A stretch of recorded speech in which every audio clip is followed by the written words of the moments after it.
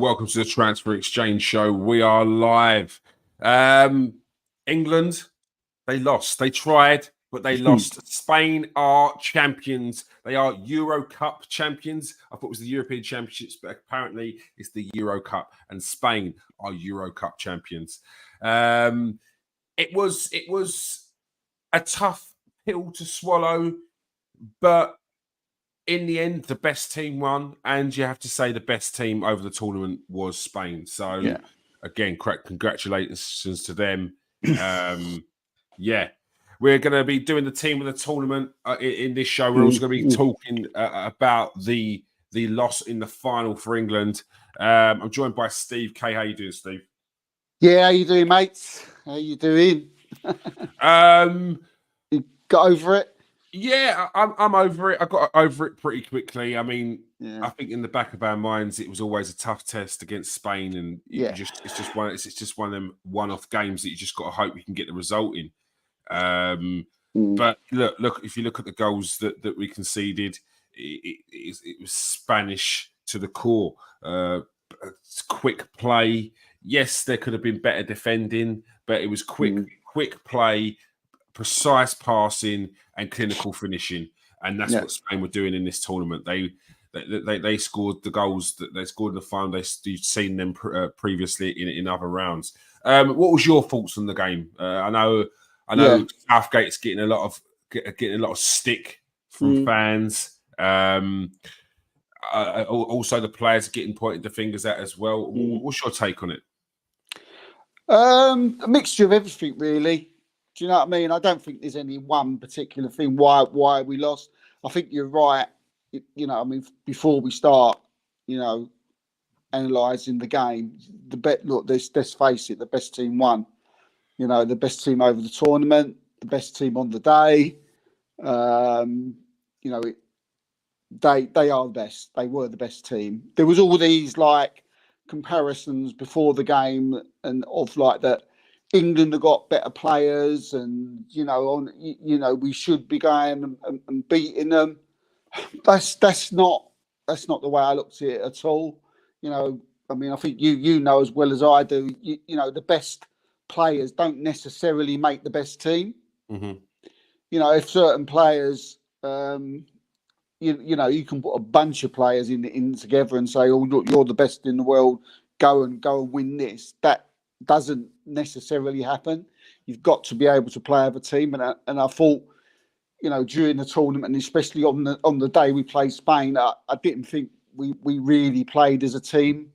I thought the first half was quite boring. If when I looked at it, when the halftime whistle went, I was like, typical final. 0-0, quite boring. There wasn't nothing in the two teams. Do you know what I mean? I think maybe Spain just edged it, but I was quite happy with the way the game went. I wasn't looking at Spain as if to say, you're going to come out the second half and you're going to absolutely trance us or anything like that. Yeah. But what did happen the second half was, I think, and something that we've been talking about throughout the tournament, is that the Spanish manager must have said something to the Spanish players, because they come out and they look like a totally different side. Yeah. And England were just the same as we was in the first half. They started passing the ball about. The movement that we'd all been worried about and talking about throughout the tournament, the Elmos, the Williamses, and all three, they started to really tick from the first 5 minutes. Yeah. In that first half, and you was like, hold on a minute, here they come. Do you know what I mean? And it just went on from there, and we'll get to talk about the rest. But that's sort of how I see it. I just there was the goals, defensive wasn't great.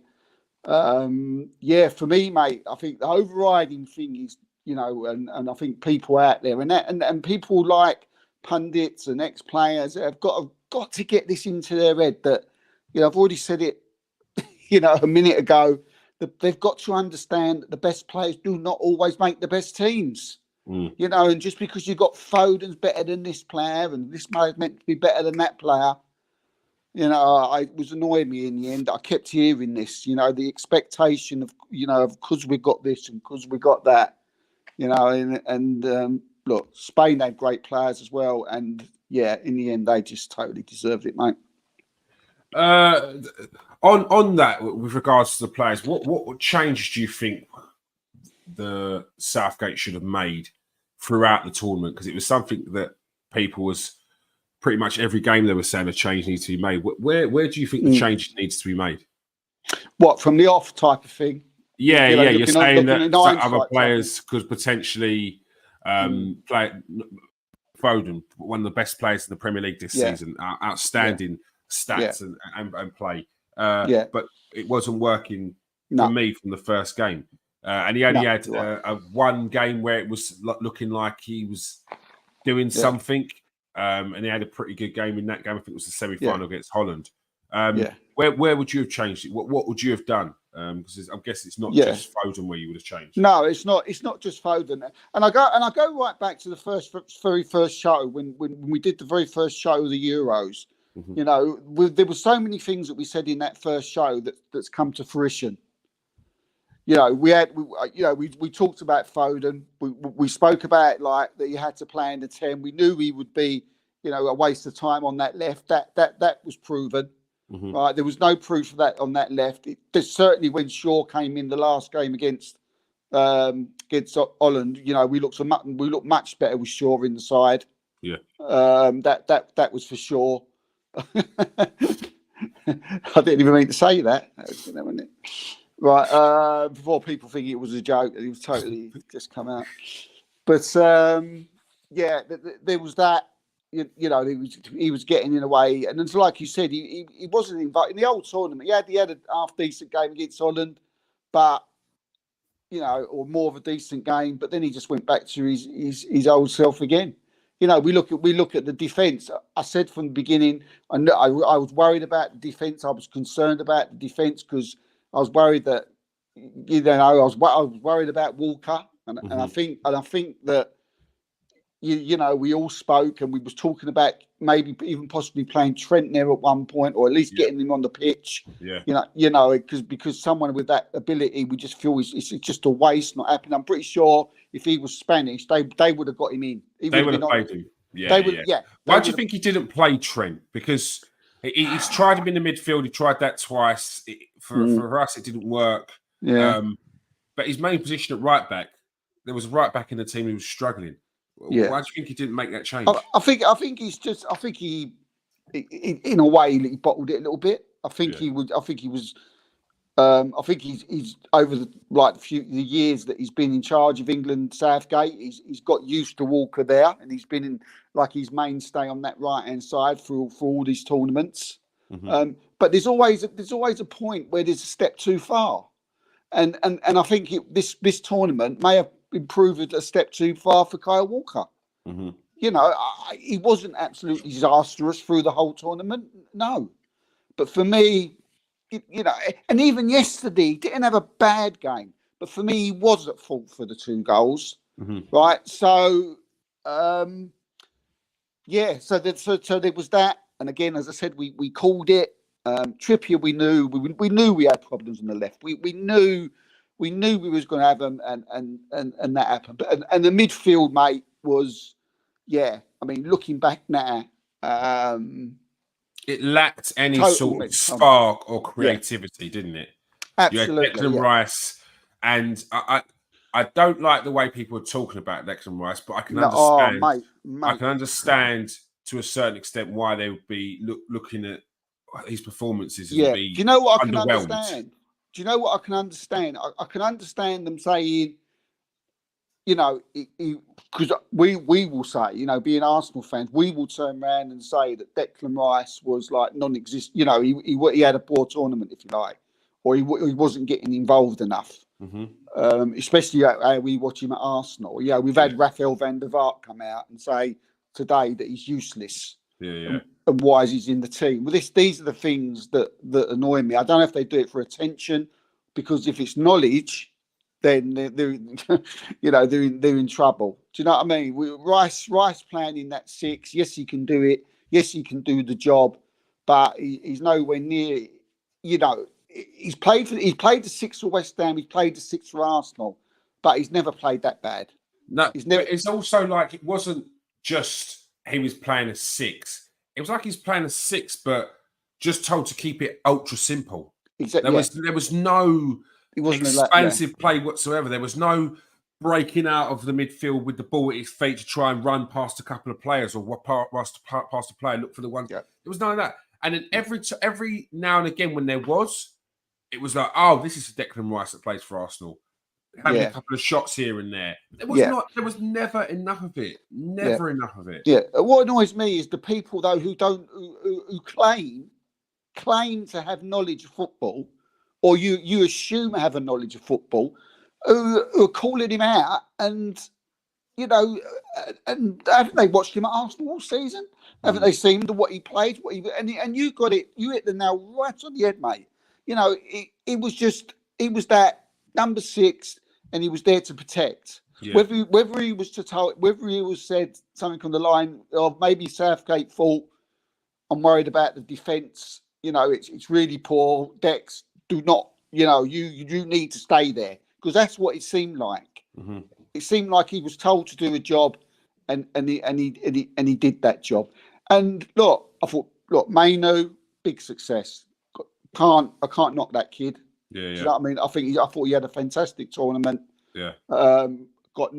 He can come back holding his head high. Uh-huh. But I did say in the last show, I think it was Garth, he mentioned, he said, why is Mainoo doing his stuff? Why is he, looking good and others ain't? I said, well, because he's allowed to be playing for the way he does for Manchester United. Yeah. He was doing his same job. Yeah. Go and do your 8, run forward with the ball. Uh-huh. And he looked good. Yeah. And then you had Bellingham, who for me, right, is getting away with a lot. He's not being called out enough for me, because for me overall now I look at him. Okay, he got the overhead kick, but apart from that, especially against Spain, I thought he was really poor. And this is the Ballon d'Or Bellingham. I don't know what you think.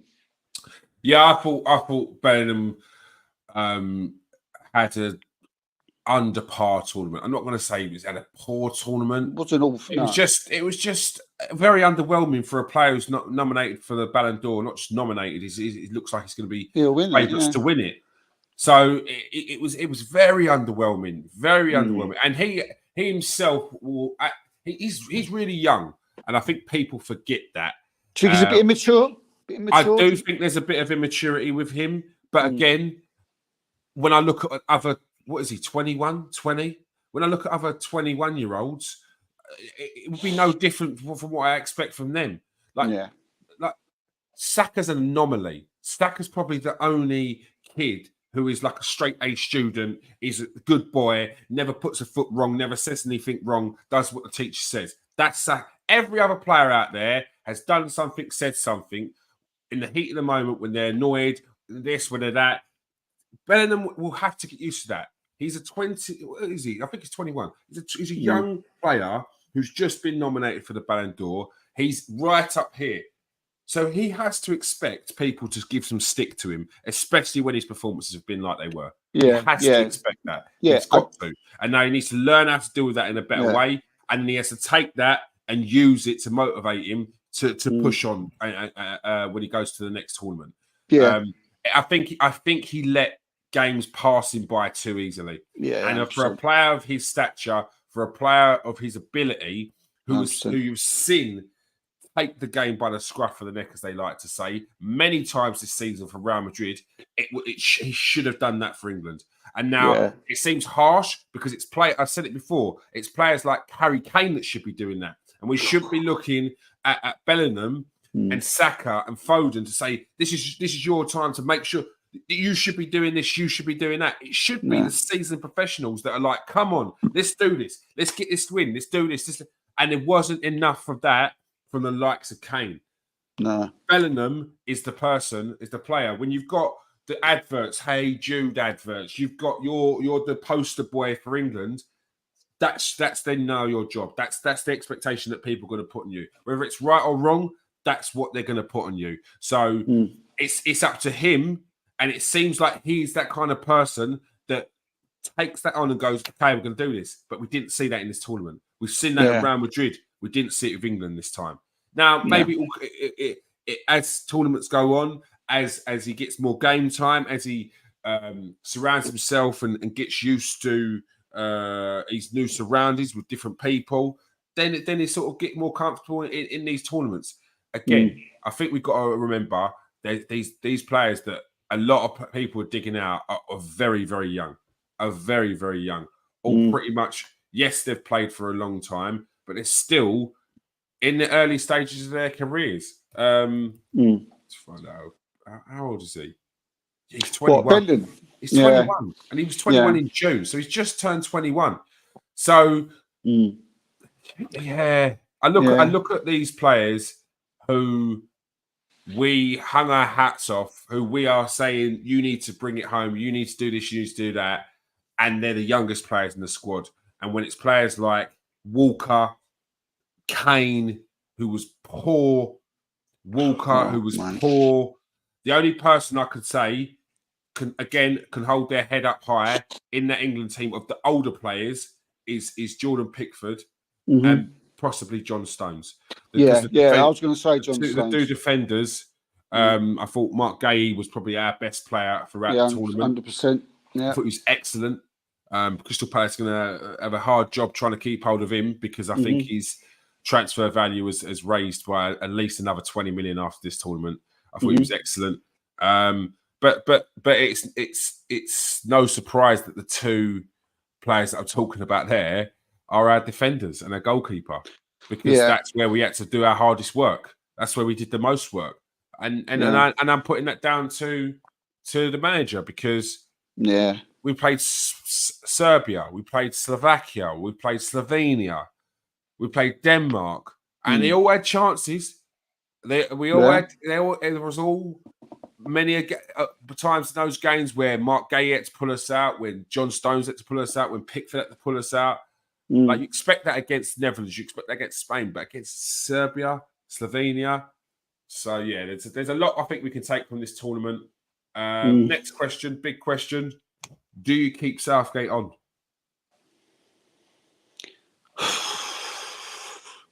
I think wins the next World Cup in 2 years. The way I feel now, the way I'm looking at it, I personally, I know you feel a little bit different about it, but personally, I don't think there's anybody that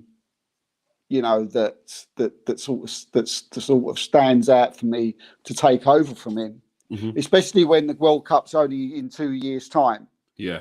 I think give him the World Cup, let someone else hopefully come through by then. And then he might not want it. But for me, I'd keep him. I'd keep him on. I think, as harsh as it sounds, I think it's saying, I think it's Walker. I think, it's time to probably hang up his boots or something, concentrate on Man City. A lot of them do. And I think probably the same to be said about Harry Kane. Okay. I think he is a bit younger. I don't know what was the matter with Harry Kane, mate. I'm absolutely baffled with him. Yeah, to answer your question, I would keep him. If Jurgen Klopp come along and said, "I'll take the job," then I'll be like, "See you later, Southgate." But it's just Pochettino, maybe, I don't know. But Eddie Howe, Graham Potter. Graham Potter couldn't handle Chelsea. Do you know what I mean? England's going to be a bigger pressure on him than what Chelsea is. Yeah, I'm not 100% sure that it was the pressure that was under Chelsea. I think it's more the players. Anyone that goes Chelsea, anyone that goes Chelsea, they know that if they kick up a stink, the manager's going to be gone. Yeah. But I would, not begrudgingly, but if someone was to twist me and me arm and make me say, right, you've got to say whether he stays or goes on the basis of who's available, I'd say no, all right, stay, unless somehow we can get Klopp in or someone like that. But But as I say, maybe it's time for another few players to, hang up their boots. And you don't think there's a natural successor to Southgate? Because I know some of the names that not English. Yeah, some of the names that are being bandied about was one of them was Lee Carsley. I think obviously Graham Potter. Who else did they say? Eddie Howe. Yeah. It just doesn't. Yeah. I think I think like when I put all them into, I think that at least Southgate. All the young, they seem to like Southgate. They seem to they like him. So the younger players seem to like him. Do you know what I mean? So, and a lot of them have got used to him. So for a new manager to come in, there is a little bit of like starting all over again type of thing. But will he take the job? Will he want to carry on and stay? Because his contract runs out in December, so his mind's got to be made up. I would have thought in the next couple of weeks. Yeah. Yeah, I'd keep him. I don't know. What would you do? Because the World Cup is 2 years away. Tournament? We've got to start prepping pretty much now for the games. I'd probably be more inclined to keep him for this next tournament, and then someone else come in. Yeah, but I think. Do you know what I'd like the kind of setup that they had with Belgium, where they really plan ahead, like they're really planning ahead for the World Cup, then the Euros, and then the following World Cup. Who's going to be the next set of players? Who are the players from the under-21s that are looking good? And they do you know what? The structure was so good, and it might just be more Martinez, where he was so detailed in what he wanted and the future players that could potentially come in and play. Like he had a list of players that were playing from like the under-17s, and he kept an eye on them all through until they were 20. Yeah, and it was like, okay, they're here. They haven't quite developed as we thought, but we're still going to keep an eye on them. Like I think we need to be doing that. Yeah. Like, would you mind if it's English? Would you bother you if my preference would be that he's English? My preference would definitely be that he's English. And the reason why that is because Sean Dyche is another one. Shawnee Dyche. Hear me. But the reason why I say I want them to be English is because I've seen how the press deal with someone that's not. Everything is about where they're from, how they're not English, and it's just boring. And all they do is spend the whole time trying to get the geezer sacked. It's just talking about how it should have been English, should have been that, and it's just draining. It's just there's no real focus on the actual team. It's just all about the manager. I just can't bother with that. Are you worried? Are you worried about like the next generation where the England players are going to come from? Because we've just spoken about Kyle Walker at right back, the left back pretty similar. I mean, I don't know how old Luke Shaw is, but we do have to. I don't think he's young. I think he's been. It seems like he's been around for ages, Luke Shaw, and he's obviously has injury problems. And then you've got literally, then you've got Harry Kane. I mean, if Harry Kane might come back. We don't know if he was carrying an injury through the tournament. I don't know. I hope he wasn't. I'm pretty sure he wasn't, because I'm pretty sure Southgate would have played him if he had an injury. Wouldn't have played him. But I mean, where do you see the next lot of English? I know what you mean. Strikers, mate. Yeah, I know what you mean, because there's no killers. No. And even when you talk about those players in the Premier League, the Watkins, the Tonys, and they've had great seasons, especially Ollie Watkins. He's had an excellent season. To say he's not a killer, Aston Villa fans are probably trying to jump through the screen as I speak. It's more the age category. Yeah. He's 29, isn't he? Watkins. Yeah, true. So he's only 1 year off of Kane. So when you talk about long term, who are youngsters? Those kids? Who are the youngsters in the under 21s that are doing it? And where are they playing now? Yeah, do you know what? Thinking about it, you're probably right. There is probably a little bit of a worry. Unless you change your system up. Unless you you play Cole Palmer down sort of like as a false nine, or because a lot of foreign countries do things like that. Well, you've seen Spain.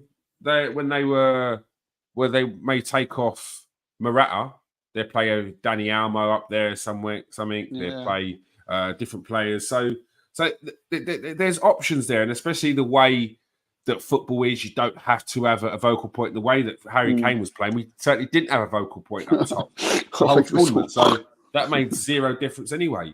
Yeah. But yeah, no. Thinking about it, there is a little bit of there is actually probably a little bit of a worry about the next. Who did Spain bring on when Morata went? Oh, they brought on the geezer who scored the goal, didn't they? Yeah, Lefebvre or something. Golf, wasn't it? Yeah, they brought him on, didn't they? Yeah, I'm just trying to find the England under-21s team. Yeah, it's like Brazil. They had got like Carlson they have up front, who's not really a striker either, is he? Do you know what I mean? He's not really. I mean, France have got Colomuni sort of thing, or maybe sort of Colomuni. Sometimes the players who are potentially the best players aren't necessarily best players in the Prem or best players in the top leagues. It doesn't necessarily translate to international football, and vice versa. Some of the players who are okay in club football, when they come to international football, they're like I said before, they're killers. Miroslav Klose was okay at club level, but when he came to international level, he was a danger, constant danger. Jan Koller, who used to play for the Czech Republic, another one. It was decent for Dortmund, but he wasn't a superstar. When he played in international football, he was a menace. So Shaqiri's another one. Club football, maybe for the smaller club, he's at Stoke, okay. But when he plays for Switzerland, he scores worldies. The football's different. Different.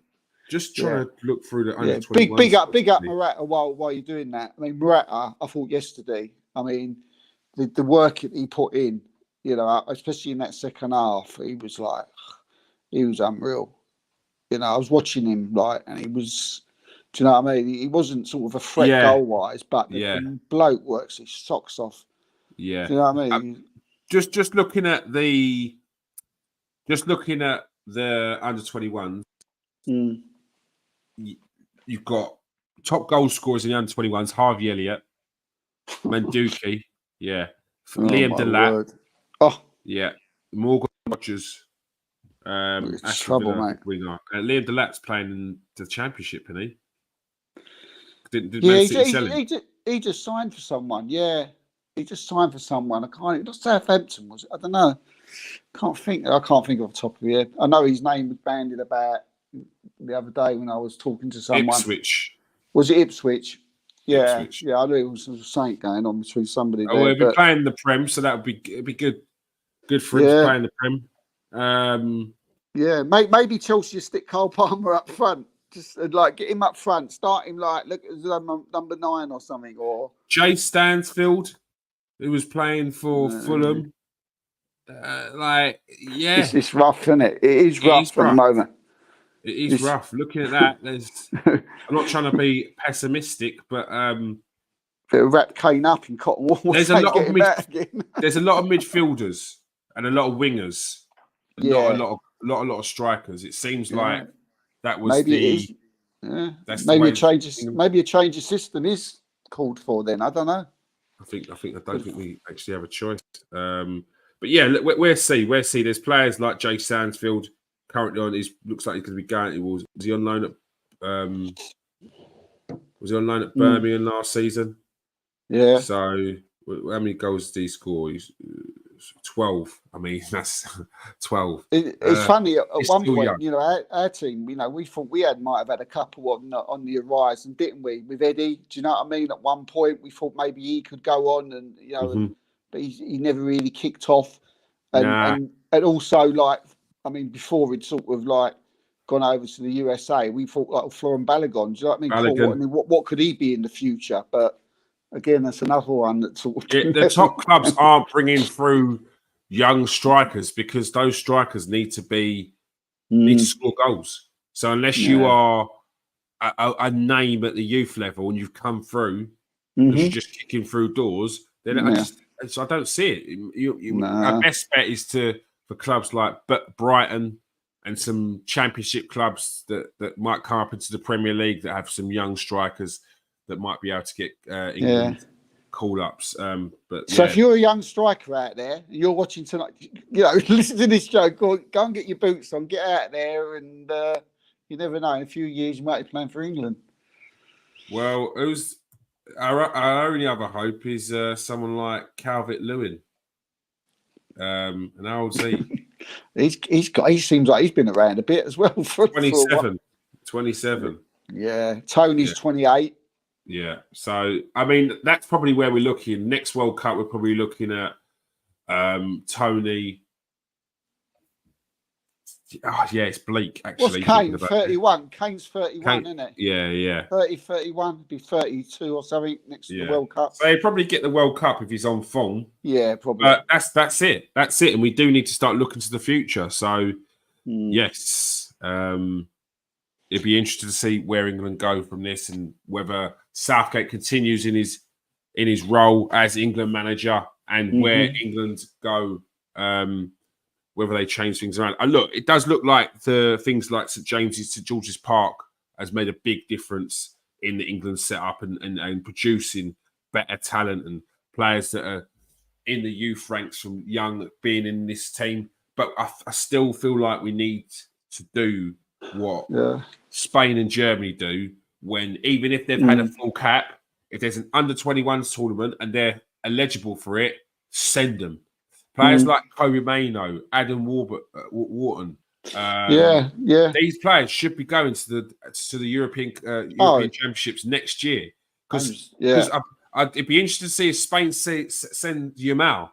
Do you know what I mean? Like they used to send Busquets when he'd already been in the under-20s. They've Germany the same. They used to send them even if they played in the first team. If there was a tournament, they would be playing for the under-21s because it breeds that togetherness. And that tournament football. And tournament football is completely different. And all these players that are winning these tournaments now, they won tournaments when they were youngsters as well. They came up through the ranks in the Spanish teams together. Yeah. They were playing together. So it's no surprise that they're doing so well. And it's also no surprise that this England team has an element of that as well. Like the Bellinghams have played together.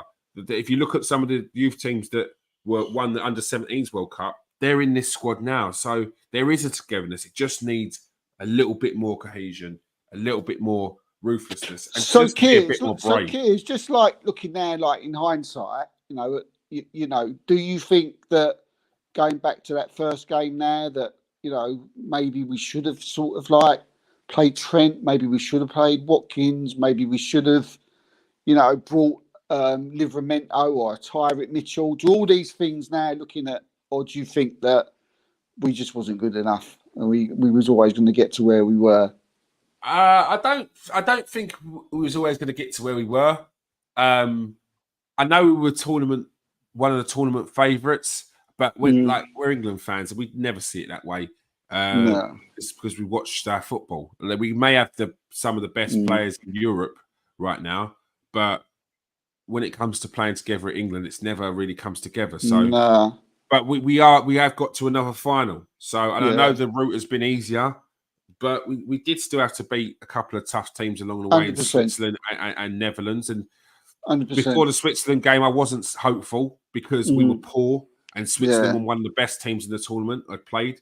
Yeah. And although the Netherlands have not been great, they had still played better than us. They still had 100%. Games where they were more open with their play. They was more braver. They still had games where they'd scored more than one goal in a game. So, again, a threat because they have got players like Xavi Simons, Van Dijk, Gakpo.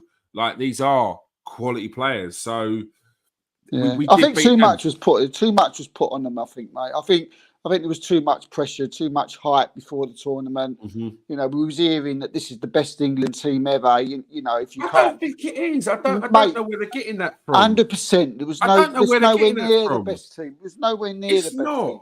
It's really not. It's Yeah, really yeah. not. And if you're telling me that this team is better than the team with Scholes, Lampard, exactly, Beckham, mate. Gerrard, Ferdinand, seriously, Terry, Ashley Ferdinand, Cole, Terry. Ferdinand, Terry, Sol Campbell. Are you telling me this team is better than that team? That's what the media. Really? That's what the media. Exactly, mate. 100%. Come on. They love building it up. They love building it up, and then they, when the tournament starts, they just love to knock them down. Slagging them off in the group. Look, we wasn't great in the group, but as I say, once a few games was out the way, we started to say, look, this is tournament football, this is knockout football. We kept saying it on the show. You got to look at it different. People saying, "Oh, well, football's not the same anymore." Other teams in the past would have done this, they would have done that. Well, Italy drew every game on the way to winning the World Cup. Portugal drew every game. Portugal the same, yeah. Did the same. All these great Italians. I think Germany was it Argentina got beat by Saudi Arabia with Messi in it and all that. But people don't want to know about that. It's tournament football, knockout football. We do have to sort of split the two. From at what we watch in the Premier League every day. It's different. It really is. Yeah. And I think that's like you said there. Look. There are teams that go in and boss the tournament and smash it all the way through, but there are teams that they grind out results, as you said there. Italy, Portugal, Greece, and they were three teams that weren't on form coming into the tournament and had to just grind their way through to the final and win it in the final. And when they got to the final, they had that little bit of luck, and then they defended like absolute animals. That's the difference. England let Spain in twice in the final. England let Spain in twice. Mate, one more thing, as well. We did it again, didn't we? We sat back. Yeah. So frustrating, mate. Yeah. Do you know what I mean? Palmer went up, scored. What was an absolute big up to Cole Palmer. Yeah. Do you know what I mean? He's done all right since he's come on. Don't hype him up too much. You're getting a bit carried away, but big up to him. That is again similar to Kobe Mainoo. He can hold his head up high. Yeah. Do you know what I mean? That was an absolute fantastic goal. Yeah. But as soon as we did it, we sat back again and we just let them come on to us. I just don't know what. Do you feel like that's the players, or do you feel like that's the managers giving them instructions? Yeah, because it happens instantly. It does, doesn't it? Yeah, I don't feel like I'm seeing Gareth Southgate say, sit in, be smart, do this, relax. No. It's just, as soon as we score, let them have the ball. Why are you going to let Spain have the ball? Yeah, banks of four. You can't let Spain have the ball. You can't do that. We can't do that. And when, as soon as we did that, I was like, I was sort of, doing a few messages through the group, and I was like, okay, look, here we go. Sit back. We can't continue to do this. And then I think the next message I went was, here you go, knew it. 2-1. Yeah, it's just, it's like you knew it. Mm-hmm. If we know it, why can't, what is it? It's like you said, is it the manager? Is it the players? But you said it seemed to be instant. Yeah. I don't know. I don't know. That's just to sit in it. I don't know. Look, I don't think we could be too harsh on them. They got to a final. I know people are going to say, yeah, but we've got to do this. We've got to do this. We've got to be better. We weren't good enough. We were never going to win it. Okay, cool. But this is not normal for England. As England fans that have been around for 40 plus years, I have never seen this. No, I've never seen our team get to finals, get to semi-finals. I've never seen that. This is not the norm. So maybe rejig your expectations a little bit. But then there are going to be opportunities that we maybe fumbled the ball or fumbled the bag, as they say, like the Italy one where we lost on penalties. But yeah, I thought he was going to do it. I thought he was going to. Before I was really looking forward to the day. I thought, nice bit of Wimbledon. Watch the final. I was cheering on Djokovic. I thought, come on, I'm a big Djokovic fan. I thought Alcaraz won. I thought, okay, he's Spanish. you know what I mean? I thought we're going to win. You know, you can't have a double Spain thing on Sunday. We did though, didn't we? I thought, fuck, you know. So I just got out the beers. Then after that, I thought, no, why not? Why not? All right, let's get on to the team of the tournament. I'm sure I've seen a few team of the tournaments which are quite dubious. I'm confused as to what you in on this at all? You got yours there? I'll play my part. I'll play my part. But let's pull up the pick. There we go. Let's pull this up. Okay. Yeah. There's obviously going to be a bit, probably, as you say, a lot of people might disagree with certain ones that I've put. I mean, I've literally gone by what I've watched, you know, what I've seen. It's not like I analyse. I mean, I'm one for analysing Premier League games. I can't say I analysed every single player and what they did. So don't come at me, everybody, if I throw a bit of a curveball in there somewhere. Right, let me find out where Steve's Twitter tag is so you can find him after the show. After he's picked his 11. Who have you gone for as your goalkeeper, Steve? Yeah, goalkeeper. Look, I mean, there was a few good goalkeepers. The Turkey goalkeeper was decent. I don't even know what his name was. And the French goalkeeper he did well as well. But I've gone for Jordan Pickford. Okay. I thought he had a good tournament. Yeah. I thought he had a good tournament. I thought he pulled off some good saves against Holland, pulled off some good saves against Spain. I thought he kept us in it at times. And one or two even in the group stages. When he was called upon, I think there was an header against, I can't remember who it was, he tipped over the bar. You know, I thought that was a goal and that could have been out. I've not been his biggest fan in the past, probably because of him. I don't really like him, but I felt sorry for him. You know, you can see the emotion on the pitch. I thought his distribution was pretty poor in the Spain game, but I'm not gonna hold that against him for the tournament. So, yeah, I'm gonna go start off with an England player, and I'm gonna put Jordan Pickford in as my one, mate. Jordan You're the expert, mate. You're the expert of the goalkeepers. No, I was going to give Jordan Pickford an honourable mention because I thought he had a very good tournament. My pick was actually Mamardashvili, the Georgian goalkeeper. Right, I thought he pulled off some absolutely outstanding saves. Yeah. I thought he was very, very good throughout. I was quite surprised. I didn't know he was. I think he's Seville's second goalkeeper or number one. I think he's on off over there. No, I thought he was very, very good, very, very good. But I'm happy to go with Pickford because he got to the final. So I know he had a good tournament, and I vaguely remember sort of him doing well in games, and obviously a lot of people have said he did well.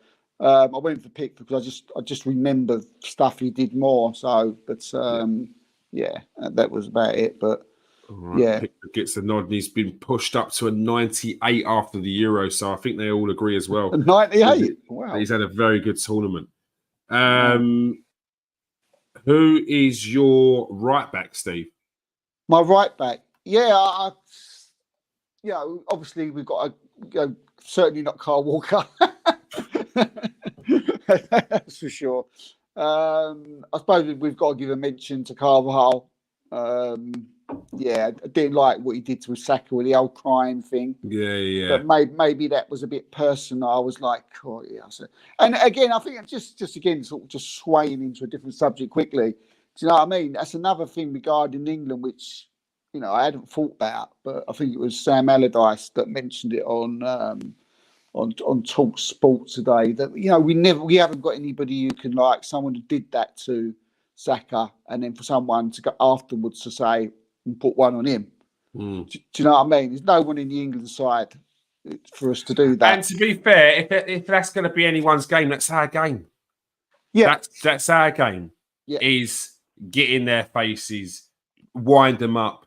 Like what Carvajal did yeah, we don't like it, but if it's one of our players, if that was Ben White doing it, you'd be like, love that, Ben. You'd be true. like, Very true. Shithousery 101. Yeah, so that's true. So we do need a bit more, and we need to get over this, and I think we have slightly, but there's still room for it. We need to get over this. We're England. We do it the fair way. We do it this way. We play European continental football. So if a player gets touched and goes down because there's 2 minutes left, he's killing time and he's breaking up play like Rodri would do. After the game, everyone's lauding Rodri for being smart, Busquets for being smart. But the England players, they're moaning, saying, "Oh, he went down too much. He did this, he did that. He gave away he was giving away fouls, and he never got booked because the fouls are like little nibbly fouls, and he's smart. He's totting them up. He's counting. That's free. I'm going to stop now. Pass it over to another player. 100%. Little things like that. Yeah, you've got to be smarter in these games. Yeah. I think the closest we got to that. It's probably John Stones. Yeah. Who likes a bit of shithousery, didn't he? He will. There was a couple of times when a player went through and he just axed them down. Yeah. Do you know what I mean? You got to. Mark Gay did it a couple of times. He pulled up. I think he got a yellow card because of it. Because he knew this man's going to go through. Got to take him out. Just got to do it. You just got to do it. Who's you got a right back? Right back, mate. We spoke about him couple of shows ago, and I've gone for Jules Koundé. Okay. Yes. He did play right back, didn't he? Yeah, right back. Well, I think he was he right back of a? No, he wasn't. He wasn't. No, he weren't. He was playing right back. Yeah, because you had Theo Hernandez on the other side, didn't you? So or Theo Hernandez. But yeah, for me, he was someone who just stood out to me. Do you know, when I was watching France, I thought, he was brilliant on the ball every time I see him play. When he was getting forward, and as I said, I spoke to someone who said to me he was absolutely awful for Barcelona last season, playing at right back and at centre back. And so, but for me, looking back on it now, I don't remember a better right back performance than him. So very good. I thought Joshua Kimmich was also pretty good for Germany as well. Him down, I did have him sort of like, as you like before, like an honourable mention, but definitely Kimmich as well. Left back, I know quite a few people have picked Marc Cucurella. He had a really good tournament. Who have you gone for? I thought about Cucurella. I didn't think about it for long. He was up there. Do you know what I mean? He did have a good tournament. Do you know what I mean? Even though that dive when Saka right at the end there really annoyed me. Do you know? He felt like he looked like he'd been shot. Do you know what I mean? He was like rolling around on the floor. He does that a lot. But hopefully we can get our revenge back when we play Chelsea. But I've gone for the Turkish left back. Same here. Same here. Yeah. That's who I went for as well. Yeah. Did you think he was good then? Good. I thought he was excellent. I think he put on average about 4 to 5 tackles in per game. His progressive play was really good. He got forward, but defensively was his main attribute. He was just very busy in and about. Didn't just sit back at left back. He was always in and about, making himself shown. I thought he had a really good tournament. I wouldn't be surprised if we see. I know Arsenal have been linked with him, but I wouldn't be surprised if we saw some other teams. Man United as well. I mean, look, bad scouts out there. Look if they need a left back. It'd be good to see him in the Premier League, whatever. Do you know what I mean? He looked really good. Really exciting, the starting left back. There we go. And he's been moved to a 94 after this tournament. So again, I think everyone agrees. Koundé's moved to a 94 after this tournament as well. Okay, cool. So obviously people are agreeing that they've had a good tournament. Who's your centre back pairing? Yeah, this was probably one of the ones that made me. I had to think about for like one of the ones like the longest. Obviously straight away you go to Spain and you look at Le Monde and you look at Laporte. And nothing really stood out for me about them. I thought, they were good, they were decent, but looking back during the tournament, maybe it's because they was always on the front foot. Maybe they wasn't getting involved as much as they needed to be, that they never stood out. Mm-hmm. Maybe it was that. But yeah, look, my two that I've decided to go for are our own William Saliba, who I thought had a fantastic tournament for France. Yeah. I thought, who have I gone for? I've written down. Oh, I've gone for Mark Guy. Yeah. I think. I was waiting for that. I was thinking, not Mark Guy. Outstanding. Yeah. No, I think those two. When you look at the other centre backs through the tournament, Rudiger was all right. Jonathan Tah for Germany was, was okay. Portugal weren't great either. Do you know what I mean?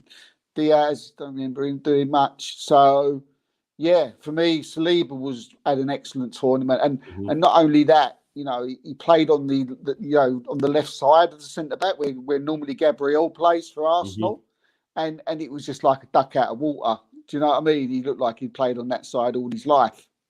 So, and Mark Guéhi again, absolutely brilliant. I mean, as you've already said, 20 million up on his price tag. I just thought, another player who's really young and just played above his years. Excellent mentality throughout the tournament. Very clever.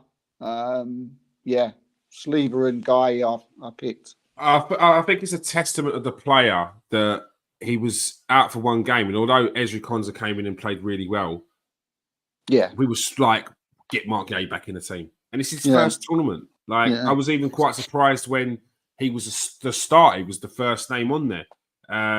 But he's had an excellent tournament. And once again, 94 rating on this one as well. Okay, let's go to the midfield. Who are your midfield three, Steve? Midfield three are one just is just a shoe-in, isn't it? Rodri. Unbelievable. I mean, you're talking about Ballon d'Or. Yeah. This is the guy who should be getting it. Yeah, he doesn't really get a mention, does he? Well, defensive midfield player, isn't it? Do you know what I mean? It's like it's unheard of, isn't it? It's unfashionable. So, but yeah, I mean, he certainly outshone. We've had the argument in the Premier League who's the best at Rice and Rodri and all that. I mean, Rice was asked a question, wasn't it? He was saying, "Look, it's a silly question because we're different players." Yeah. But he certainly outshone him in this tournament, and I think we've seen the levels there. Rice has got a long way to go. To reach this Rodri level. Yeah. This 4 years superstar. No, definitely. Yeah. But this guy is a superstar. It's just the fact if he plays as a winger or if he's a centre forward, we're talking Ballon d'Ors. But it's because he's that midfielder. Yeah. And it's very rarely these midfielders, these defensive midfielders, get the recognition they deserve. The Kantés, the Makeleles, now Rodri. It's usually afterwards, after the teams have won something, and people be like, we couldn't have done that without this person. Or when they were missing, we lost. We weren't the same team. You've seen it with Man City. Yes, when Kevin De Bruyne is out, Man City are a different team. But they put Foden in there. They put other people in there to counter it. When Rodri's out for Man City, they go down 4 or 5 levels. They are still a great team, but they are not the same Man City. They are completely different, and they are a team that could be beaten, like not easily, I should say, but they're a team that can be beaten. Whereas when you've got Rodri in there, it's almost like this is nearly nothing possible. Yeah. I mean, you said it all there, mate. I mean, he's just an incredible football player. Again, very similar to one of these like Ben White type of player. Sometimes if he's not on your team, you hate him because he definitely knows a bit shit Ashley as well. But I mean, if I was a professional footballer and I had to vote for the Ballon d'Or this year, then he would be getting my vote. But you have to think about it. Mm-hmm. Who's your other midfielders? Yeah. This, you know what? This was difficult because I had about four players that I wanted to fit into two positions. Do you know what I mean? And I was like, this. How am I going to work this out? Am I going to try and do a Southgate and like shoehorn someone in? and there's one that I'm not sure where he plays. Mm-hmm. So maybe you can help me out there, right? But the three that's got to go into two are Tony Kroos, and Kobbie Mainoo. Okay. And Arda Güler of Turkey. You could probably put maybe, I don't know, I was about to say on the wing, but I can imagine the wings that you've got. Yeah. I'm going to go. Look, I'm going to go Tony Kroos, right? For me, again, thinking about, and I watched a lot of German. I watched it sort of like, quite closely, and he's he's retiring, isn't he? I mean, God, why is he retiring? The man is like, do you know what I mean? I don't think I ever see him put a pass wrong. No, he doesn't. That's his game, isn't it? He was just like everything. He controlled the midfield nearly every game. You know, when he got the ball at the free kick, you just thought always something was going to happen, and all the time you're thinking he's retiring. He's done. He's finished. He's hanging up his boots, and no wonder, like Ancelotti's saying, "Look, if you want to come back, just tell me no. You're back in the team." It was literally like that. So what Kroos has on his mind, I don't know, but yeah, for me, I struggled as well, like trying to think of who else. So look, I'm going to put, I am a fan, but I'm going to put Mainoo in. I thought he was outstanding for England. I just thought, I liked him from going way back when I first see him play. I was like, just keep. He's a breath of fresh air, isn't he? But I just hope he doesn't lose that fearlessness, because if he goes into and develops and continues his style of play, and he's an established player that gets the ball in midfield and runs at players and looks for those little tight spots and can get out of tight. If he could do that. Whew, honestly, other teams should be scared. And he's got his own adding goalkeeping. If he could goal score into his game, then serious. Yeah. That could come. I mean, he can finish as well, can't he? Do you know what I mean? We see the goal that he scored in the cup final? Yeah. And I think he scored. Did he score against Liverpool as well? Which was a good finish. So United fans will be able to brush me up on that. But I mean, look, he was absolutely quality. And he's got that signature move, isn't he? Do you know what I mean? Where he drags that ball through, where he's got that little turn of pace where he'll run with it and then drag it with his right foot, and then he's gone, and all of a sudden, like, he's confused who's ever next to him, and he's sort of 2 yards ahead of everyone else. It's like, yeah. I mean, I just enjoyed watching him through the whole tournament. He's one of these players that when you're watching him, your eyes are sort of on him to see what he's going to do, what he does. He's capable of anything, this kid. And I think Garth said, I think he's a Manchester boy anyway, so I don't think Man United fans have got any worries about him leaving or going somewhere else. But yeah, there's going to be a lot of clubs after this kid, knocking on his door to try and get him, especially if he carries on like that. Yeah, it's probably an unusual one. From he probably had in many people's team in the tournaments, but probably like a personal favourite. And United fans, I'd take that, because with the season takes, you probably won't be getting a lot more. Brush says, big up fellas, Fabian Ruiz and Kante were brilliant. For me, I agree with Brush. Ruiz, I'm sticking Fabian Ruiz in. I thought he was absolutely outstanding. He was a player who I didn't really know too much about. I know he's a time at Napoli, but I don't really watch Italian football.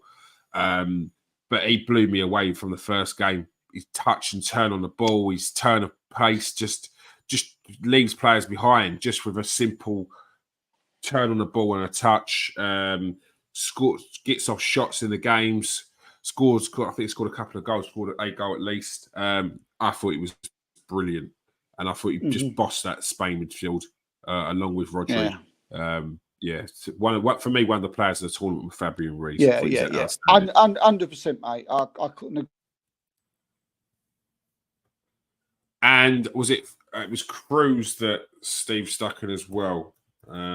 Cruz 97.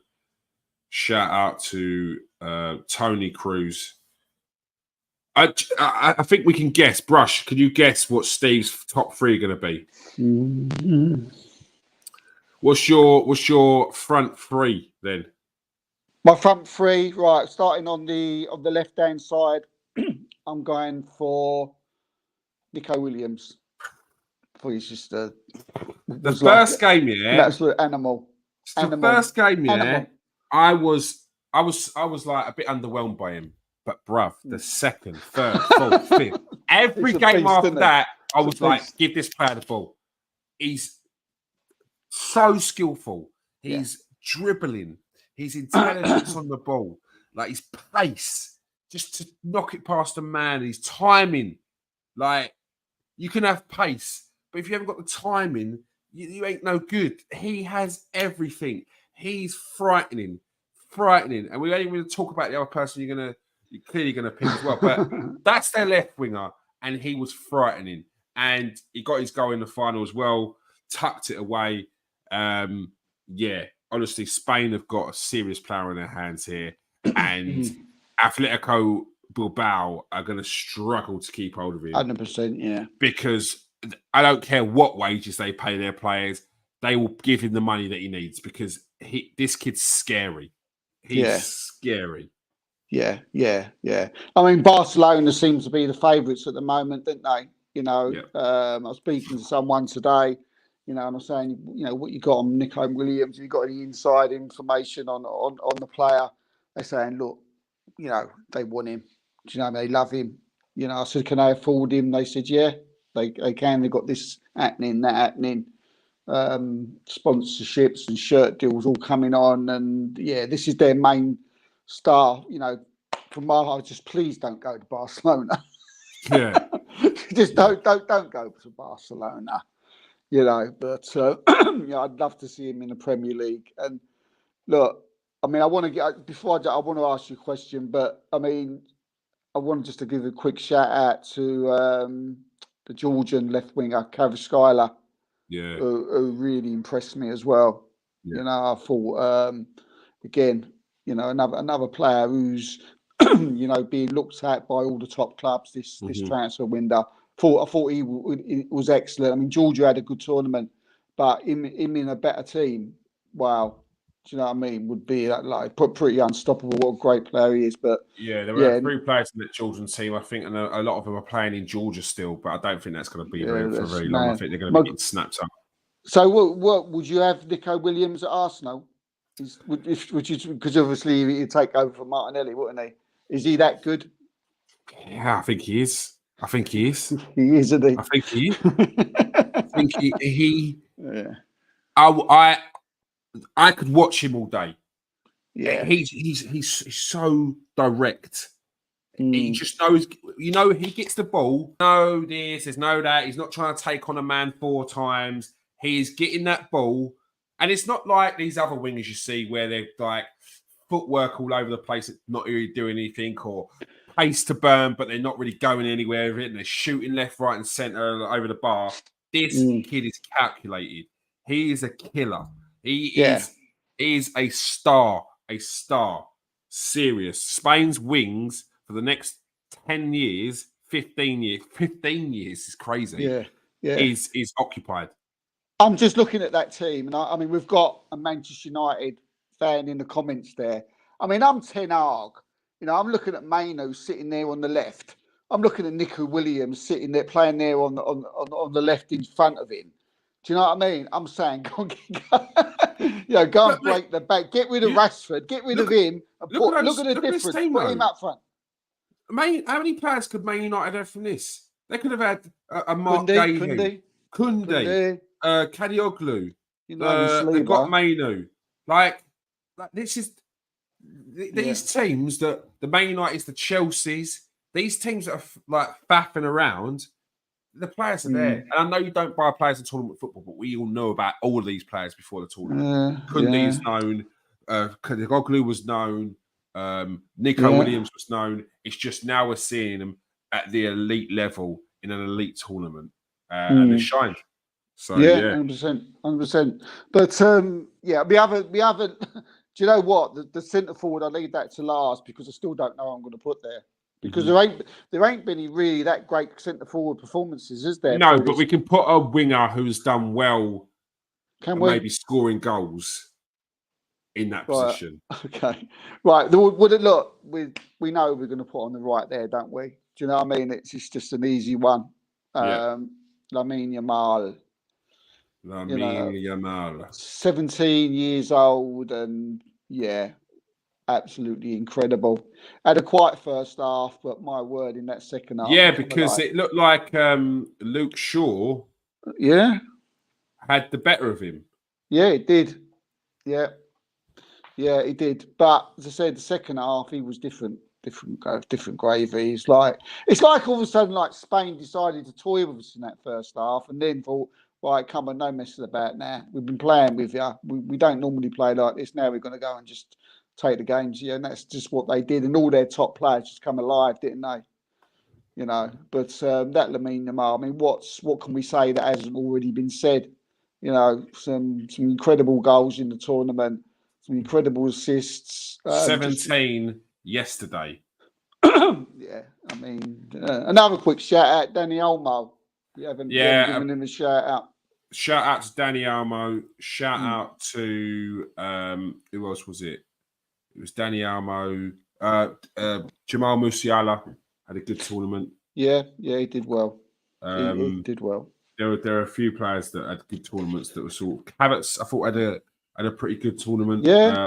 I think Musiala and Havertz were quiet in the last game when they went out, but prior to that, every game, Havertz one game was outstanding. Xhaka was really good.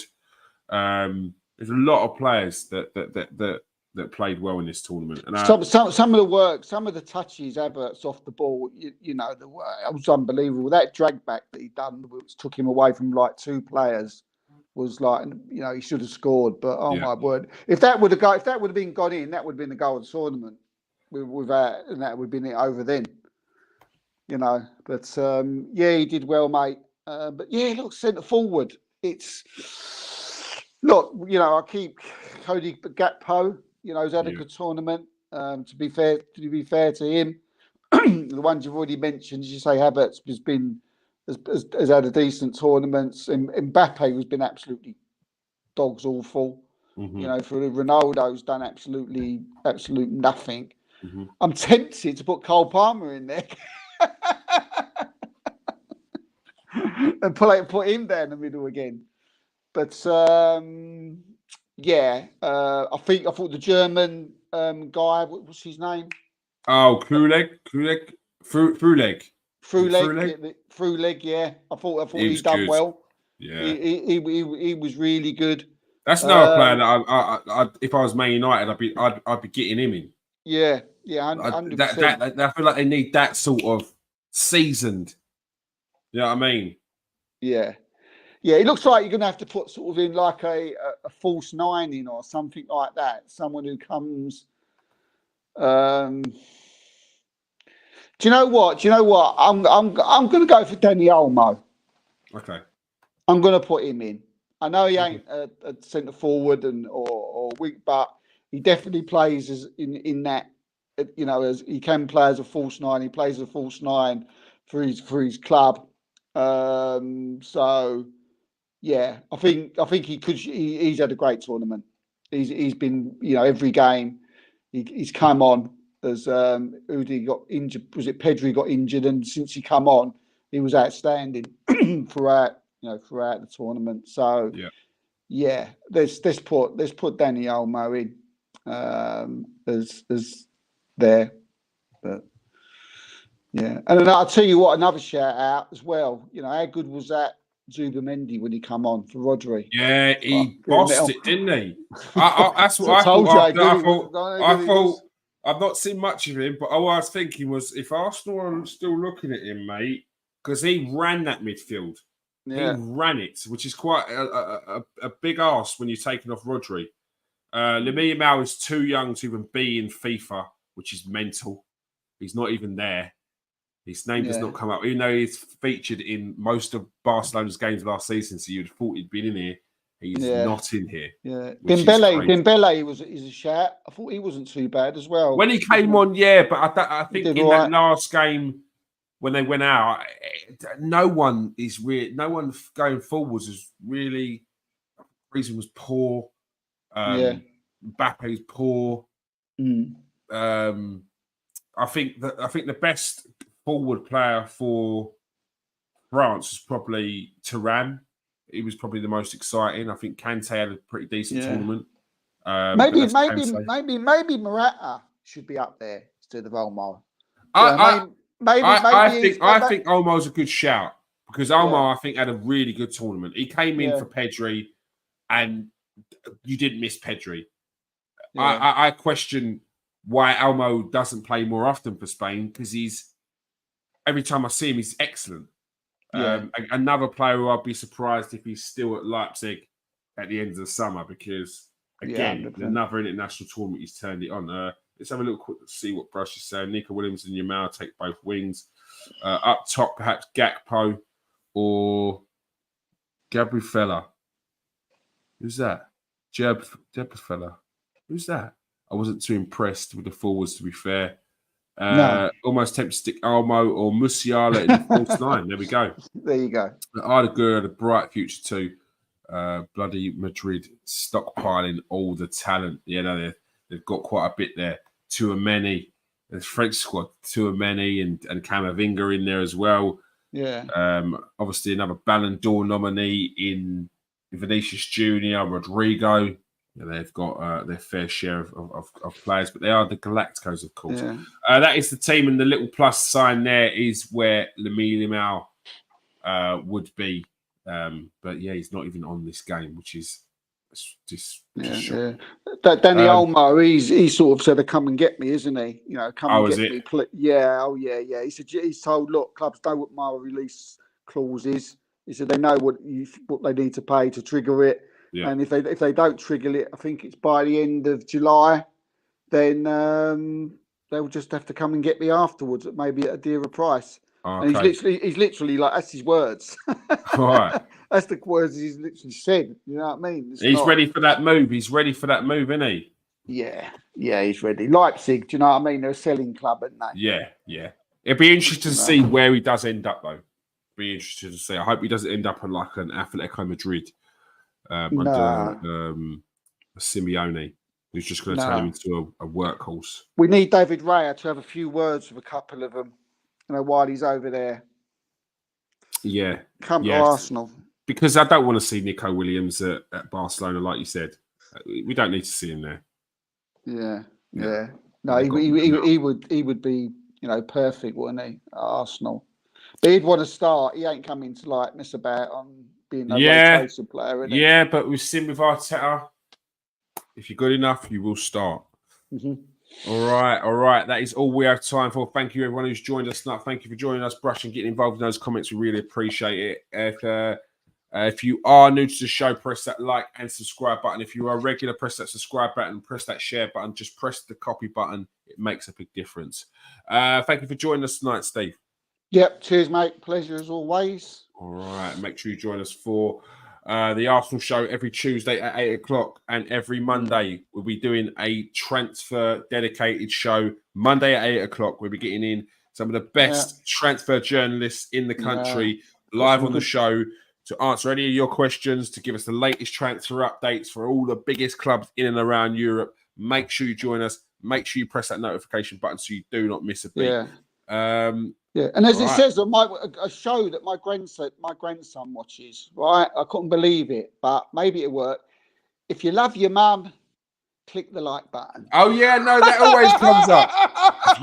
If you love your family, you'll press like. I was like, what? Yeah. I had to like. I had to sort of like. They will try anything. They will try anything. People's like, if you like your family, press that subscribe button. Yeah. Yeah, terrible, awful, All right, stressful. all right. But if you do, but we can do it. We can do it. Do it. All right. Peace out, people. Stay safe and wash your hands.